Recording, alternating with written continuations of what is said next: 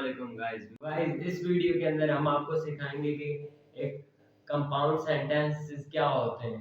Compound sentence को सीखने के लिए हम आपको ये बताते चलें कि कंपाउंड सेंटेंस को सीखना इसलिए ज़रूरी है क्योंकि कंपाउंड सेंटेंस को सीखने से हमें ये हेल्प होती है कि हम उसे डेली लाइफ में भी इस्तेमाल कर सकते हैं, जैसे कि हम जो खाते हैं या फिर एटमॉस्फेयर में जो हवा वगैरह है या फिर जो क्लोथ्स वगैरह पहनते हैं उनमें भी ये सेंटेंसेस इस्तेमाल हो सकते हैं।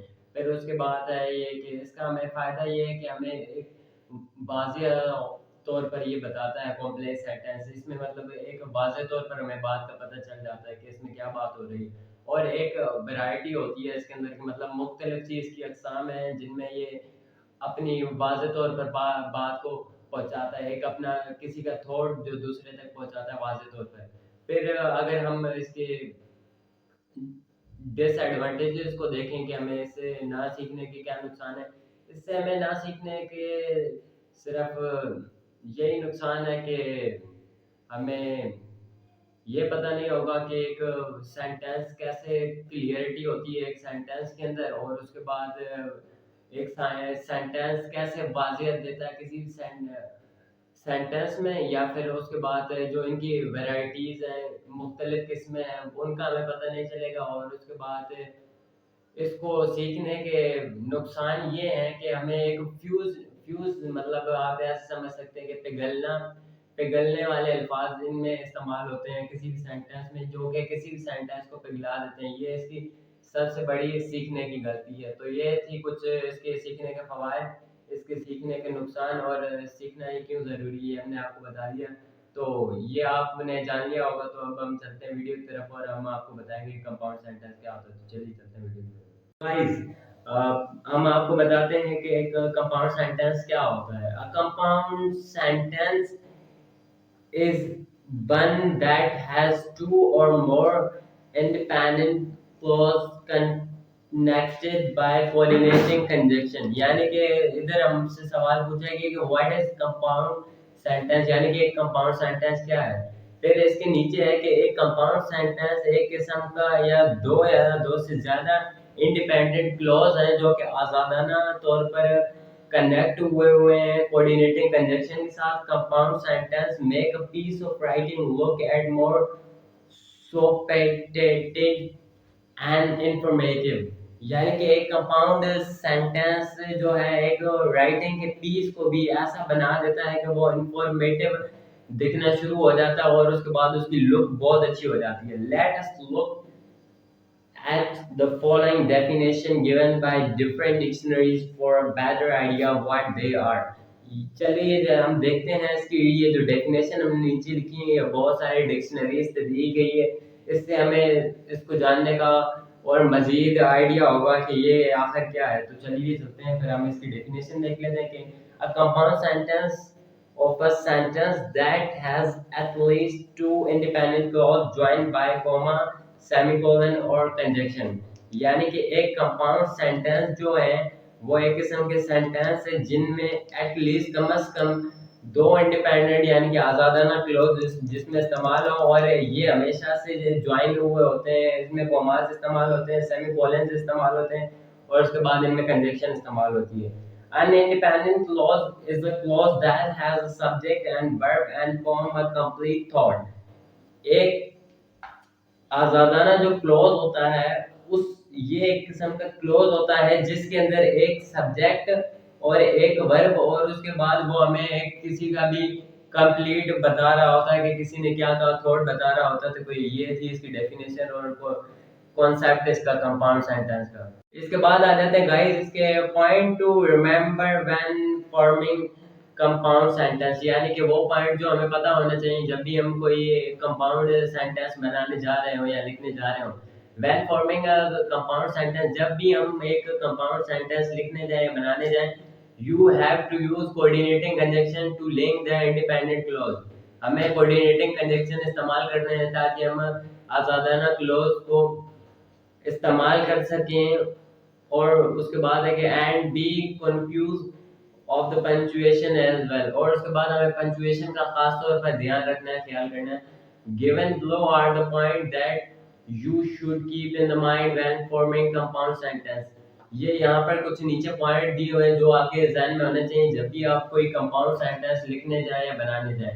इसमें फिर इसके पॉइंट्स आ जाते हैं कि remember that compound sentence are a combination of more than one main clause. यानी कि ये आपके जहन में होना चाहिए, आपको पता होना चाहिए कि एक कंपाउंड सेंटेंस जो है वो एक किस्म की कॉम्बिनेशन है जो एक से ज्यादा मैन क्लोज पर डिपेंड करती है। A main clause an independent clause is a clause that can stand by itself and pass off as a complete and meaningful sentence. एक मैन क्लोज जो होता है वो एक आजादाना क्लोज होता है, और उसके बाद ये एक इस तरह का क्लोज होता है कि जो हमें बताता है और हमें बताता है उसके बारे में, सेंटेंस के बारे में, और हमें एक किस्म की कंप्लीट इंफॉर्मेशन देता है और मीनिंगफुल सेंटेंस देता है कि हमें उससे फुल तरीके से वो एक सेंटेंस जो भी कंपाउंड सेंटेंस होता है वो हमें फुल तरीके से मीनिंग दे रहा होता है कि इसका आखिर मतलब क्या है, इसकी रीजन क्या है। फिर इसके बाद है कि make sure you use a comma before the coordinating conjunction that has linked to two independent clause। फिर ये क्या है कि आपको ये पता होना चाहिए कि आपने कोमा इस्तेमाल किया हो कोऑर्डिनेटिंग कंजंक्शन से पहले, जो आपने लिंक किया था, जो आपने मिलाया था दो इंडिपेंडेंट क्लॉज के साथ। फिर है कि the coordinating conjunction that can be used to link the clause in compound sentence are for and nor but or yet and so। फिर ये कह रहा है कि जो कोऑर्डिनेटिंग कंजंक्शन है यहाँ पर क्लोज को लिंक करने के लिए इस्तेमाल हुए किसी से कंपाउंड सेंटेंस के अंदर, वो है फॉर हो सकता है, वो एंड हो सकता है, नॉर हो सकता है, बट हो सकता है, येट हो सकता है और सो हो सकता है। फॉर का मतलब है किसी के लिए, और एंड का मतलब है और, नॉर का मतलब है इन दोनों में से, और बट का मतलब है फिर, और येट यानी कि अभी तक, सो का मतलब है यानी फिर। इसके बाद है कि in main cases you can also form a compound sentence without the use of coordinating conjunction. फिर यहाँ पर ये बताया गया है कि ज्यादातर केसेस में जो कि कंपाउंड सेंटेंसेस बनाते हैं वो कोऑर्डिनेटिंग कंजंक्शन का इस्तेमाल नहीं करते हैं। When you do so you have to place semicolon in between the two main clause. यानी कि जब भी आप फिर इस तरह का इस्तेमाल करें कि आप कोऑर्डिनेटिंग कंजंक्शन का इस्तेमाल ना करें सेंटेंस के अंदर, तो आपको ये पता होना चाहिए, आपके जहन में होना चाहिए कि आपने सेमीकोलन इस्तेमाल करना है। जो दो क्लोज होंगे उनके दरमियान में आपने सेमीकोलन इस्तेमाल करना है। फिर इसके बाद है कि as far as capitalization is concerned you have to capitalize only the first letter of the first word in the compound sentence। फिर ये क्या है कि जो कैपिटल वर्ड्स होते हैं किसी भी सेंटेंस के अंदर, आप उसके लेटर का जो भी अल्फाज होगा उसका पहला लेटर जो होगा वो कैपिटल होगा किसी भी कंपाउंड सेंटेंस के अंदर। Unless you can using proper noun in the sentence, do not think of thinking that of any capitalizing any other word। यानी कि इसके बाद ये कह रहा है कि आप तब तक एक प्रॉपर नाउन को इस्तेमाल करते रहें सेंटेंस के अंदर जब तक आप ये ना सोचें कि कोई भी जो एक कैपिटल लेटर हम इस्तेमाल कर रहे हैं उसको किसी दूसरे अल्फाज में इस्तेमाल करें। तो ये थे वो पॉइंट जो आपको रिमेंबर होना चाहिए किसी भी कंपाउंड सेंटेंस को बनाने या इस्तेमाल करने से पहले।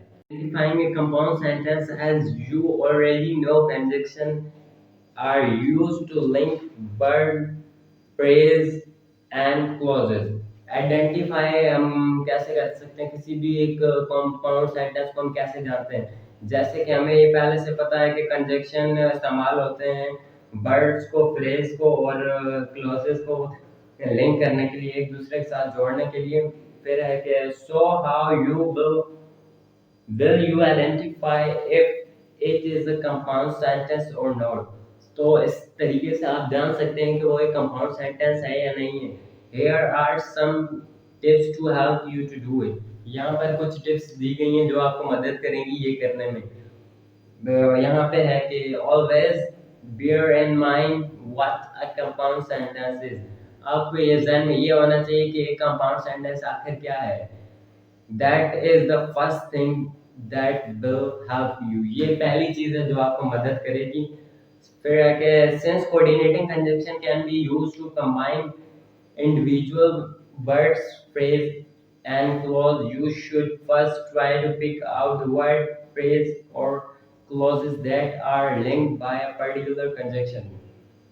जब तक आप फिर कंजक्शंस को इस्तेमाल करें कंबाइन करने के लिए एक अल्फाज को एक फ्रेज को एक दूसरे के साथ, आप उस पहले तो ये ट्राई करना है कि वो जो अल्फाज है वो फ्रेज है वो क्लोज है वो किसी भी एक पर्टिकुलर कंजक्शन उनमें इस्तेमाल हुआ हो, फिर ही आप कर सकते हैं उसे यूज। फिर है कि only if they combine two or more independent clause can they be said to be a compound clause। सिर्फ क्या तब हम जब दो या दो से ज्यादा आजादाना क्लोज को हम कह सकते हैं कि वो कंपाउंड क्लोज हैं, जब उनमें कोई भी एक कोऑर्डिनेटिंग कंजक्शन इस्तेमाल हो। The sentence below show how conjunction can be link two words. ये जो नीचे सेंटेंस दिए हुए हैं ये हमें ये बताते हैं कि कंजक्शंस कैसे दो अल्फाजों को आपस में जोड़ता है। तो चलिए चल के देखते हैं। इसकी एग्जांपल्स हैं यानी मिसालें हैं कि Rehan and Kamran are on the way to the grocery store, यानी कि रेहान और कामरान ग्रोसरी स्टोर के तरफ जा रहे हैं। इस सेंटेंस के अंदर जो एंड इस्तेमाल हुआ है ये दो अल्फाजों को जोड़ रहा है, यानी कि रेहान को और कामरान को ये आपस में जोड़ रहा है, तो ये कोऑर्डिनेटिंग कंजक्शन है। फिर उसके बाद है कि nobody can do it but you. यहाँ पे ये कह रहा है कि कोई भी इसे नहीं कर सकता लेकिन आप कर सकते हैं। फिर जो इसमें बट इस्तेमाल हुआ है सेंटेंस के अंदर वो है कि कोऑर्डिनेटिंग कंजक्शन। फिर तीसरा सेंटेंस है who is taking care of the stage decorations Ariyan और हारून, यानी कि इसका ख्याल कौन रख रहा है कि स्टेज को डेकोरेट करना है, अरियान रख रहा है या हारून रख रहा है। इसमें जो और इस्तेमाल हुआ है यानी कि अरियान और हारून को कंबाइन कर रहा है आपस में ये, और तो ये और जो है वो कोऑर्डिनेटिंग कंजक्शन है। फिर इसके बाद है कि no one but you can fix this, इसे कोई भी फिक्स नहीं कर सकता लेकिन आप फिक्स इसे कर सकते हैं। तो इसके अंदर जो है बट का इस्तेमाल हुआ है कोऑर्डिनेटिंग कंजक्शन के तौर पे। फिर है कि I have bread and butter for breakfast every day, यानी कि मेरे पास ब्रेड है और बटर है ब्रेकफास्ट यानी नाश्ता करने के लिए हर दिन के लिए। इसमें फिर जो है एंड यानी कि और इस्तेमाल हुआ ब्रेड और बटर, यानी कि ब्रेड भी है उसके पास और मक्खन भी है, तो एंड जो इसमें इस्तेमाल हुआ है वो एक कोऑर्डिनेटिंग कंजक्शन है।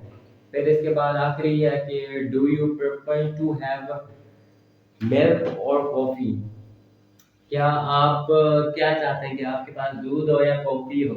तो इस सेंटेंस में जो है दूध और कॉफ़ी को जोड़ रहा है और सेंटेंस ये वर्ड और वर्ड जो है ये एक कोऑर्डिनेटिंग कंजक्शन है। तो ये सारी वो एग्जांपल्स थी जो मैंने आपको बताई कि हम एक कंपाउंड सेंटेंस को कैसे जान सकते हैं, आइडेंटिफाई कर सकते हैं। Now have a look at the following examples of compound sentence। अभी हम कुछ और इसकी मिसालें देख लेते हैं कंपाउंड सेंटेंस की। ऊपर तो हमने ये देख लिया कि हम कैसे मतलब सेंटेंस में कंजक्शन दो अल्फाजों को जोड़ता है। अभी हम एक कंपाउंड सेंटेंसेस की मिसालें देख लेते हैं। वो क्या है, यहाँ पे है कि I like doing the Christmas tree and I would love for you to join, यानी कि मुझे पसंद है एक क्रिसमस ट्री बनाना और मुझे ये खुशी होगी कि आप भी मुझे इसमें आके ज्वाइन करें, मतलब आके आप भी इसमें शामिल हो। तो इस सेंटेंस के अंदर जो एंड इस्तेमाल हुआ है वो एक कोऑर्डिनेटिंग कंजक्शन है। तो जैसे मैंने आपको बताया था कि कोई भी अगर कोऑर्डिनेटिंग कंजक्शन किसी सेंटेंस में इस्तेमाल हो तो वो एक कंपाउंड सेंटेंस। फिर दूसरा है यहाँ पे कि are you coming with me और are you going to the auditorium, कि क्या आप मेरे साथ आएंगे या फिर आप ऑडिटोरियम जाएंगे। तो इस सेंटेंस के अंदर जो है और भी इस्तेमाल हुआ है, क्या आप मेरे साथ आएंगे या फिर आप ऑडिटोरियम जाएंगे। इसमें जो और इस्तेमाल हुआ है वो एक कोऑर्डिनेटिंग कंजक्शन के तौर पर इस्तेमाल हुआ, तो ये भी एक कंपाउंड सेंटेंस। फिर तीसरा है कि he was not well yet he decided to go to work। यानी कि अभी तक वो सही नहीं हुआ कि जब तक वो ये सोच ले कि मुझे काम पर जाना है। तो इस सेंटेंस के अंदर जो है वो कॉमा जो इस्तेमाल हुआ है वेल के बाद, तो ये एक मतलब दो क्लॉज को जोड़ रहा है। ही वॉज नॉट वेल, ये एक क्लॉज है। फिर इसके बाद yet he decided to go to work, ये दूसरा क्लॉज है। यानी कि ये भी एक कंपाउंड सेंटेंस है। Compound sentences with coordinating conjunction, यानी कि वो कंपाउंड सेंटेंसेस जिनके अंदर कोऑर्डिनेटिंग कंजंक्शन इस्तेमाल हुई हो। तो वो हम चल के देखते हैं। इसकी मिसालें एग्जांपल्स हैं कि I am ready to go but my brother has not reached home yet, यानी कि मैं तो तैयार हूँ जाने के लिए लेकिन अभी तक मेरा भाई घर नहीं पहुंचा है। तो इस सेंटेंस के अंदर जो है I am ready to go, ये एक इंडिपेंडेंट क्लॉज है। फिर जो बट यहाँ पे इस्तेमाल हुआ है ये एक कोऑर्डिनेटिंग कंजंक्शन है। और फिर बकाया जो है ये सेंटेंस, ये एक इंडिपेंडेंट क्लॉज है कि my brother has not reached home yet, ये एक इंडिपेंडेंट क्लॉज है। फिर दूसरा है कि Jerry did not complete his homework so the teacher punished him, यानी कि जेरी ने अपना काम घर का कंप्लीट नहीं किया इसलिए जेरी को टीचर ने पनिश कर दिया यानी सजा दे दी। तो इस सेंटेंस के अंदर जो है कि Jerry did not complete his homework, ये एक इंडिपेंडेंट क्लॉज है। फिर उसके बाद सो जो है वो एक कोऑर्डिनेटिंग कंजंक्शन के तौर पे इस्तेमाल में। फिर जो है द टीचर पनिश्ड हिम, ये भी एक इंडिपेंडेंट क्लॉज है। फिर उसके बाद है कि my brother should drop me और I can not make it to the reception, कि या तो मेरा भाई मुझे छोड़ेगा या फिर मैं रिसेप्शन पर नहीं पहुंच पाऊंगा। तो इस सेंटेंस के अंदर ये जहाँ पे कह रहा है कि माय ब्रदर शुड ड्रॉप मी, ये एक इंडिपेंडेंट क्लॉज है। और जो इसमें और इस्तेमाल हुआ और का वर्ड वो एक कोऑर्डिनेटिंग कंजंक्शन है, यानी कि वो जोड़ रहा है दो क्लॉजेस को आपस में। फिर है कि I can't can not make it to the reception, यानी कि मैं रिसेप्शन तक नहीं पहुंच पाऊंगा, ये भी एक इंडिपेंडेंट क्लोज है। कंपाउंड सेंटेंस विदाउट ए कंजंक्शन, यानी कि वो सेंटेंस जिनमें कंजंक्शन इस्तेमाल ना हो वो कंपाउंड सेंटेंस। और इसके हम एग्जांपल्स देख लेते हैं। वो क्या है कि the dress is too tight, I don't think I am going to buy this, यानी कि ये ड्रेस तो बहुत टाइट है, मुझे मैं नहीं सोच रहा कि मैं ऐसा खरीदूं।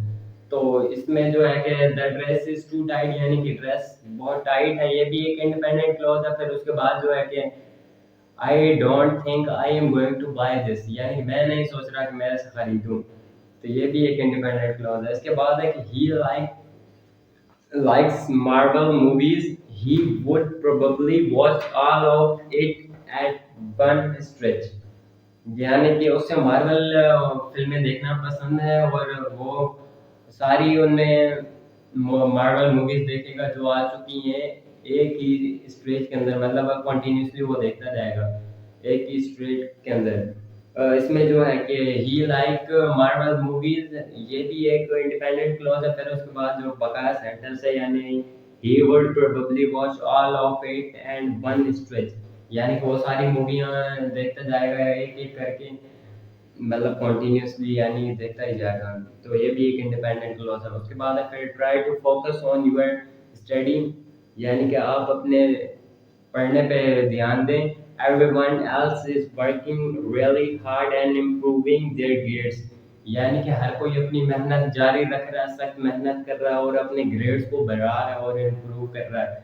तो इस सेंटेंस के अंदर जो है trying to focus on your study, यानी कि आप अपने स्टडी पर यानी पढ़ने पर ध्यान दें, ये भी एक इंडिपेंडेंट क्लॉज है। फिर everyone else is working really hard and improving their grades, यानी कि हर कोई सख्त मेहनत कर रहा है और अपने ग्रेड्स को इम्प्रूव करता जा रहा है, ये भी एक इंडिपेंडेंट क्लॉज है। और ये था वो कंपाउंड सेंटेंस जिसमें कंजक्शन इस्तेमाल ना हो। Compound sentences with the conjunctive adverb example, यानी कि वो कंपाउंड सेंटेंस जिसमें कंजक्टिव एडवर्ब इस्तेमाल हो, उनकी मिसालें हम देख लेते हैं। It was not easy to do it, however Ashwin managed to complete it, यानी कि ये इतना आसान तो नहीं है, लेकिन फिर भी अश्विन ने कर लिया इसे कोई तरीका करके, यानी मैनेज कर लिया इसे। इसमें जो है कि it was not easy to do it, यानी ये वो आसान नहीं है ऐसे करना, ये भी एक इंडिपेंडेंट क्लॉज है। फिर हाउ एवर, यानी कि फिर भी ये एक सबऑर्डिनेटिंग कंजंक्शन है। और उसके बाद फिर Ashwin manage to complete it, यानी कि अश्विन ने फिर भी इसे कर लिया, ये भी एक इंडिपेंडेंट क्लॉज है। फिर है कि we have to complete it, otherwise we will have to face the confusions. हमें, इसका मतलब है कि हमें इसे मुकम्मल करना होगा, नहीं तो फिर हम बहुत सारी मुश्किलात का सामना करेंगे। इसमें जो है कि वी हैव टू कंप्लीटेड, यानी हमें इसे मुकम्मल करना है, ये भी एक इंडिपेंडेंट क्लॉज। फिर अदरवाइज जो है, यानी ना इसके बाद ना, तो फिर हमें अगर हमने ये ना किया तो फिर हमें, यानी कि अदरवाइज सबऑर्डिनेटेड कंजंक्शन है, we will have to face the confusion, यानी फिर हमें मुश्किलात का सामना करना पड़ेगा, ये भी इंडिपेंडेंट क्लॉज है। फिर है कि the cleaning work was being done by all kids, meanwhile we found a way to sort out their cupboards. यानी कि इसमें ये बता रहा है कि एक जो काम है सफाई करने का, वो सारे बच्चों ने मुकम्मल कर लिया, लेकिन फिर भी हमने उसके एक रास्ता ढूंढ लिया, जैसे हम उनके कपबोर्ड्स में उनको सामान को उनके रखते जाएं। तो इस सेंटेंस के अंदर जो है कि cleaning work was being done by all the kids, यानी कि जो काम था सफाई का वो बच्चों ने मुकम्मल कर लिया मिलकर। तो ये एक इंडिपेंडेंट क्लॉज है। फिर मीनवाइल जो इसमें है कि, यानी उसके मतलब बाद भी, तो ये एक सबऑर्डिनेटिंग कंजंक्शन है। फिर है कि we find a way to sort out their cupboards, फिर हमने रास्ता भी ढूंढ लिया कि उनके कपबोर्ड्स को कैसे साफ करना है, तो ये भी एक इंडिपेंडेंट क्लॉज है। गाइस, ये थी हमारी आज की वीडियो, जिसमें हमने आपको बताया कि कंपाउंड सेंटेंस क्या होता है। उम्मीद करते हैं कि आपको कंपाउंड सेंटेंस के बारे में समझ आ गया होगा। अगर आपको समझ में नहीं आया तो आप हमें कमेंट करें, इंशाल्लाह हम आपको दोबारा समझाएंगे, इस पर दोबारा वीडियो बनाएंगे। और अगर आपको किसी और टॉपिक पे इंग्लिश से रिलेटेड या इंग्लिश ग्रामर से रिलेटेड वीडियो चाहिए तो आप हमें उसके लिए कमेंट करें, हम इंशाल्लाह उस पर भी अगली वीडियो बनाएंगे आपके लिए। और अगर आपको ये वीडियो पसंद आई है तो आप हमारे वीडियो को लाइक कर दें, चैनल को सब्सक्राइब कर दें और बेल आइकन को ऑन कर दें, ताकि हमारी नई आने वाली वीडियो आप तक बर वक्त पहुंच सके। तो मिलते हैं अगले वीडियो में, तब तक के लिए अपना ख्याल रखिएगा। अल्लाह हाफिज़।